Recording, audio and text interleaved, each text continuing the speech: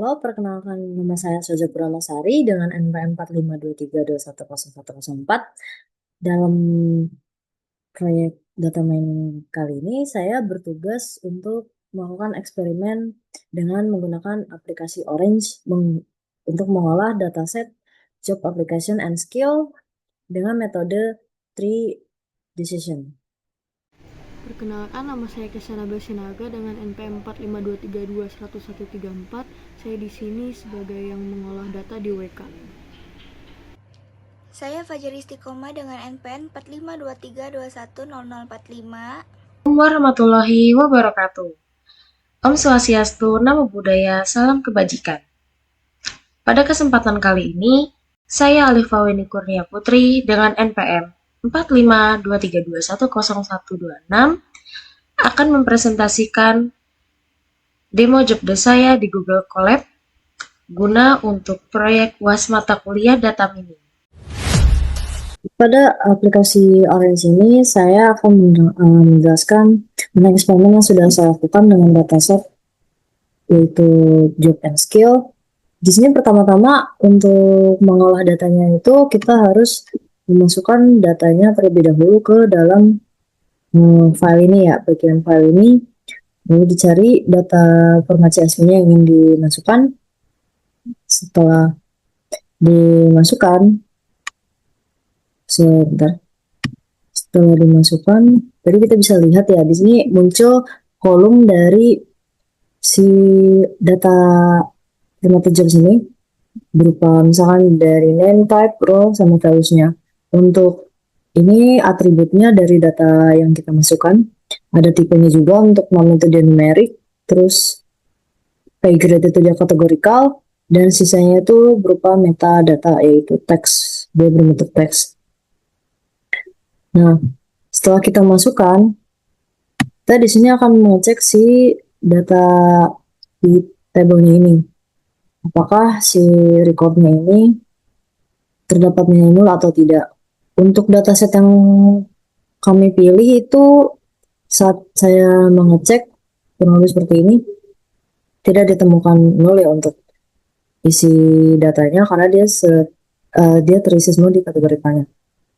Kemudian di sini ada 970 record data yang masuk dengan 2 features dan 4 meta atributnya. Karena dia belum dirilis, jadi belum ada targetnya ya, target variabelnya. Nah, setelah dia bisa dilihat di data ini, berarti kalau sudah bersih, kita tidak perlu melakukan metode yang untuk membersihkan data terlebih dahulu, karena datanya itu sudah bersih. Maka datanya akan kita olah ke select column.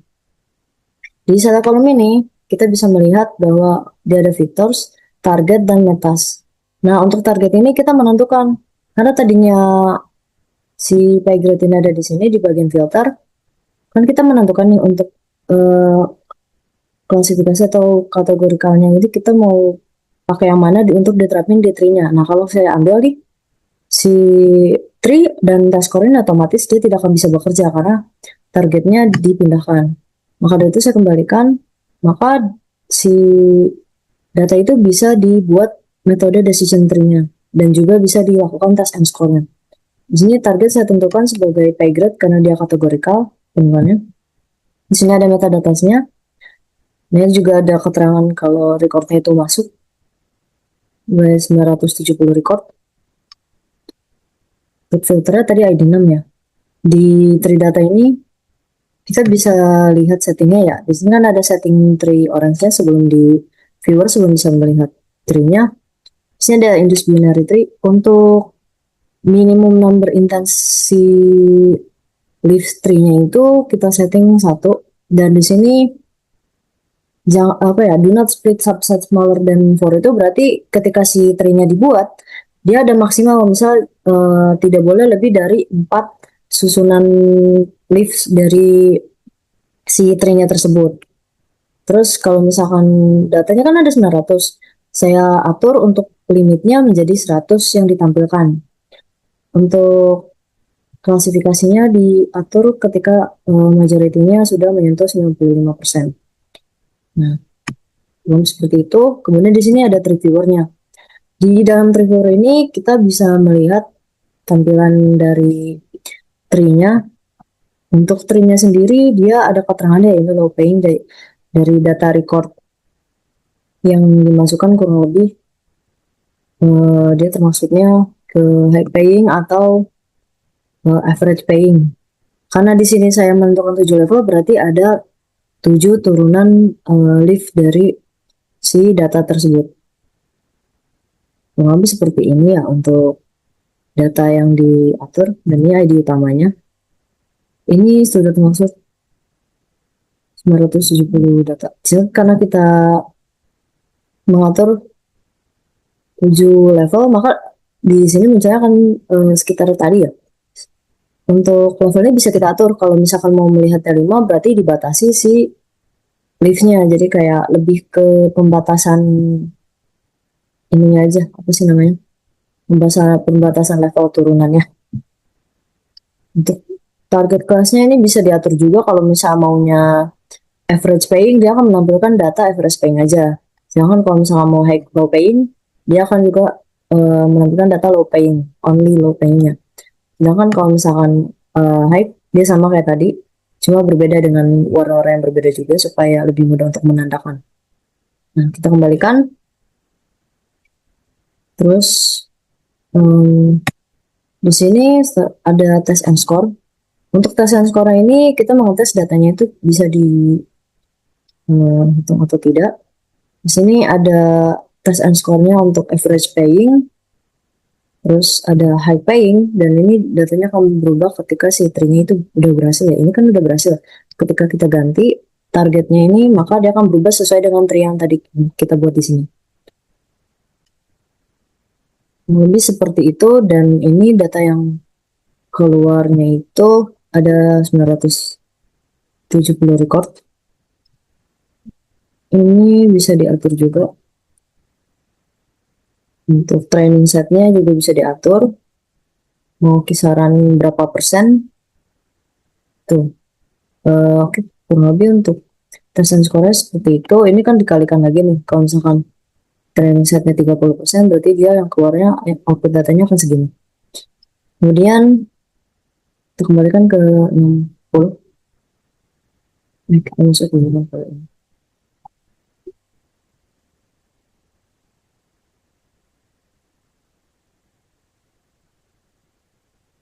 Jadi bisa menjadi juga di sini. Repeat, repeat training testnya sebanyak 20 kali. Berarti nanti dia akan terus berubah untuk jadi tergantung dari repeat training testnya beberapa kali. Dan dia akan menghasilkan lebih seperti ini. Dan di sini ada confusion matrix evaluation result dari si test and score ini. Setelah kita tadi hitung ya, karena kita tadi repeat test and score lumayan banyak, jadi bisa dilihat untuk si data yang sudah di tes tadi sebagai sum of probability-nya, kita bisa lihat secara horizontal yang data aktualnya sekitar seperti ini. Kemudian untuk predictnya ini dibaca secara vertikal. Oke, di sini juga ada sum probabilities-nya untuk mengatur proportion of predicted sekitar persenannya berapa. Kemudian di sini juga bisa diatur untuk proportion aktualnya berapa. Dan ada number intense-nya juga. Ini kayak lebih ke angkanya aja. Kalau aktual berarti data aktualnya sekitar persentasenya kurang lebih seperti ini.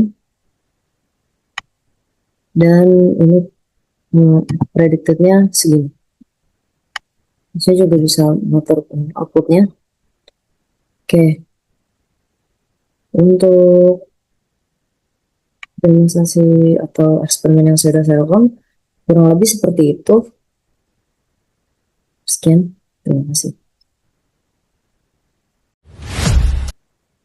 Di sini saya bekerja sebagai yang mengolah data di WK. Data kami sendiri ini tentang pekerjaan-pekerjaan skill yang dibutuhkan dan rata-rata dari bayaran.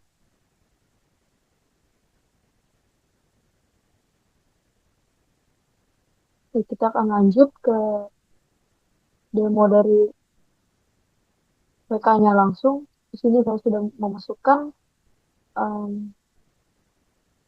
data dari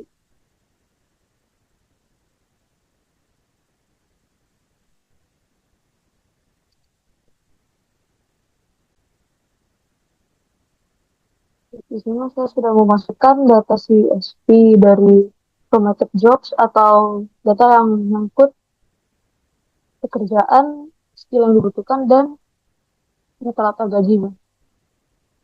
Di sini kita langsung aja classify, kita menggunakan classification decision tree, yaitu dengan J8 kalau di WK. Dan di sini saya sudah selesai mengklasifikasikannya dengan pay grade sebagai targetnya atau dengan rata-rata gajinya sebagai pay grade. Dan di sini hasilnya WK ini berhasil mengklasifikasikan banyak 545 data dari total 970 data. Di sini hasilnya 56%, dan untuk yang tidak berhasil diklasifikasikan atau yang salah prediksi yaitu ada 425 dari 970. Di sini hasilnya adalah 43%. Untuk confusion matrixnya sendiri, dia WK-nya ini dia cuma memprediksi benar yang average paying. Sementara yang high paying, yang A dan C low paying diklasifikasikannya salah. Diprediksikannya salah karena WK ini sistemnya dia seperti memukul rata setiap data yang diterima. Jadi karena data ini terlalu berat sebelah untuk yang average paying, karena average paying terlalu dominan dan rasionya itu bisa sekitar 10:1, makanya dia cuma mengenali average paying sebagai data yang diprediksi benar. Sementara untuk high paying dan low paying tidak diklasifikasikan dengan benar karena dia tidak mengenali. Jadi karena average paying terlalu dominan, makanya high paying dan low paying tidak diklasifikasikan. Dan untuk tree-nya sendiri, untuk visualisasinya,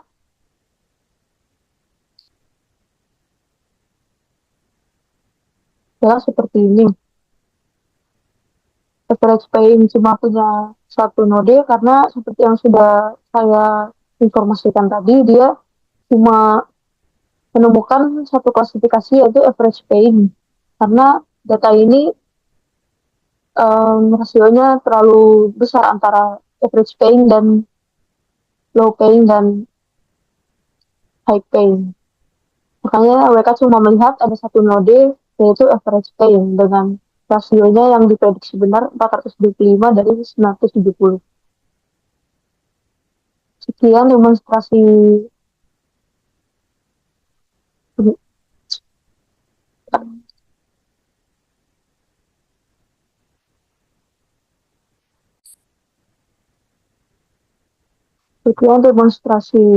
WK untuk data formatted job yang mengaitkan antara nama pekerjaan, skill yang dibutuhkan, dan rata-rata gajian atau pay grade.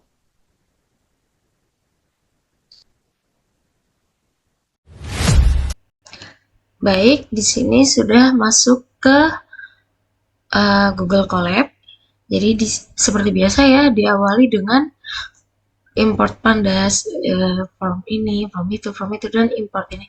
Jadi di blok yang ini itu untuk memanggil library Python yang dibutuhkan untuk membaca data, mengolah data teks, dan juga itu menampilkan hasil secara visualnya. Lalu selanjutnya ada form Google Colab import files. Ini untuk mengupload data yang ingin kita jabarkan di sini nantinya, gitu. Lalu di bagian ini ada df sama dengan pd.read_csv software questions. Ini gunanya untuk ngeload datanya. Jadi dia untuk membaca data yang ada di file yang udah kita upload tadi. Lalu selanjutnya ada df difficulty sama dengan df difficulty replace easy. koma medium. Ini gunanya untuk penggabungan label isi menjadi medium biar lebih seimbang gitu. Lalu selanjutnya ada X sama dengan df questions, Y sama dengan df difficulty. Ini untuk mengambil fitur dan label.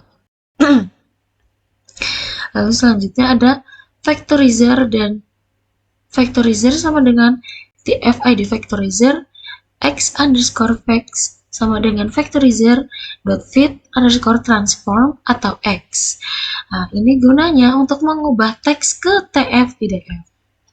Lalu selanjutnya ada xtrain, xtest, ytrain, ytest sama dengan train test split.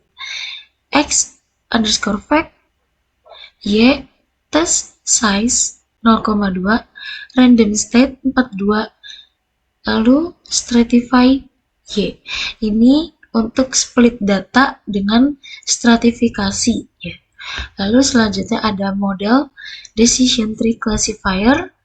Ini gunanya untuk melatih model decision tree dengan batas kedalaman. Contohnya 3, karena di sini kan ada max date-nya 3. Nah, terus selanjutnya ada ini. Evaluasi model. Ya, berarti ini model, predict, print. Ya, ini untuk split, apa namanya tadi? Evaluasi model. Lalu selanjutnya ada tampilan confusion matrix.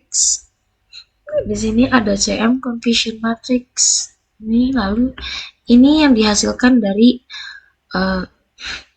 tampilan dari confusion matrixnya.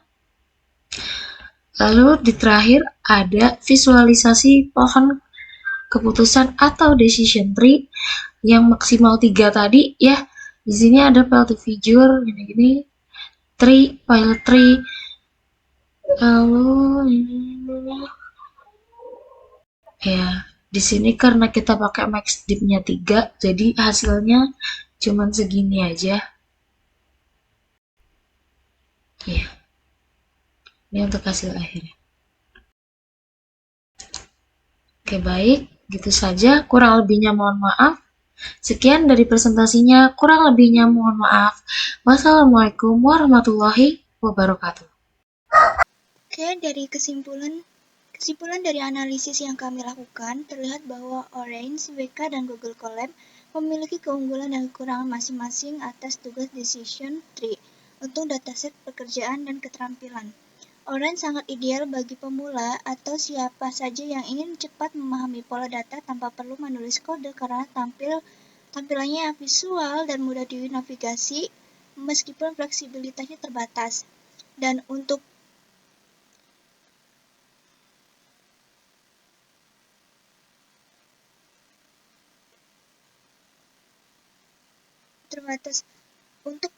analisis selanjutnya. Sementara itu, untuk WK menawarkan analisis statistik yang lebih dalam dan lengkap, seperti matrik mempromose serta evaluasi yang kompresif, namun antara mukanya kurang ramah untuk penggunaan dan visualisasinya tidak fleksibel.